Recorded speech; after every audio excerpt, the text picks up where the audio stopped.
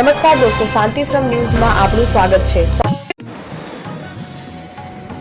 અત્યારે ગરમીની સિઝન ચાલી રહી છે અને ઉનાળાની ગરમીના લોકો ત્રાહિમામ થઈ રહ્યા છે, ત્યારે દિયોદરના આજુબાજુના ગામડાઓમાંથી ખરીદી કરવા આવતા લોકો તેમજ દિયોદરના લોકો માટે ગરમીથી રાહત મળી રહે તે માટે જૈન જાગૃતિ સેન્ટ્રલ બોર્ડ ચેરિટેબલ સેન્ટર પ્રેરિત જૈન જાગૃતિ સેન્ટર દિયોદર દ્વારા બનાસ બેંકની નીચે ઉનાળાની ગરમીમાં લોકોને રાહતરૂપ બની શકે તે માટે છાસ વિતરણનો પ્રારંભ થયેલ છે। જીજેસી દિયોદરના પ્રમુખ અનિલભાઈ દોશીએ જણાવેલ કે 1 માસ સુધી આ છાસ વિતરણ સવારે 11 વાગ્યાથી બપોરે 2 વાગ્યા સુધી કરવામાં આવશે। આ પ્રસંગે બનાસ બેંકના સિનિયર ઇન્સ્પેક્ટર નીલાભાઈ ચૌધરી તથા ઇન્સ્પેક્ટર સંજયભાઈ પટેલ, પ્રાણી અત્યાચાર સમિતિના ઉપાધ્યક્ષ શ્રી જયંતિભાઈ દોશી, જૈન જાગૃતિ સેન્ટર દિયોદરના સ્થાપક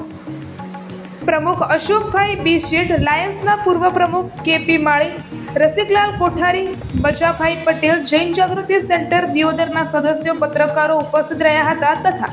ગામના લોકો પણ બહોળી સંખ્યામાં જોડાયા હતા અને છાસ વિતરણ કાર્યક્રમનો લાભ લીધો હતો।